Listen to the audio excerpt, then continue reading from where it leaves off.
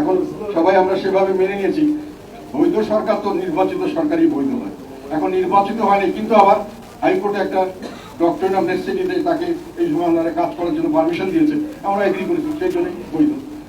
আর স্বাভাবিকভাবে ওনারা যেটাই করবেন এটা পরবর্তীকালে পার্লামেন্টে, নির্বাচিত পার্লামেন্টে পাশ করাতে হবে। আমি মনে করি সংস্কার এখন কোনো প্রয়োজন নেই, সংস্কারের কোনো যৌক্তিকতা আছে বলে আমি মনে করি না। সামনের দিকে নির্বাচিত সরকার ছাড়া যে সংস্কার ওনারা করতে চাচ্ছেন 50% মানুষকে বাদ দিয়ে, তাহলে সেই সংস্কার কোনোদিনই কার্যকর হবে। এই সংস্কার যদি এখন আমি মনে করি এটা একটা বাহানা, নির্বাচন পিছানো, নির্বাচন পিছালে তারা যে কত বড় একটা গাছার মধ্যে পড়বে এটা উনি এখন বুঝতে পারছেন না। সামনের দিকে মহা ধরনের সংকট আসবে, সেই পয়সা থাকবে না, বিদেশ থেকে টাকা জিনিসপত্র আসবে, টাকা আসবে, আমরা চাল পর্যন্ত এখন আপনাদেরকে ইম্পোর্ট করতে হয়। আর তাহলে চালের পরে যে আপনার গ্যাস দিয়ে রান্না করবেন, তেল দিবেন, নুন দিবেন, চাল সবকিছু আমাদেরকে মানুষ বাইরে থেকে কিনতে হবে, সেই টাকা থাকবে না। ওনারা কিসের উপরে এসব বলছেন আমি জানি না, অভিজ্ঞতার অভাবের জন্য বলছেন আমি মনে করি। 2014 সালে আমরা অনেকেই করিনি, আমাদের মধ্যে প্রায় 70% করিনি, যাই হোক সেটা বড় কথা না।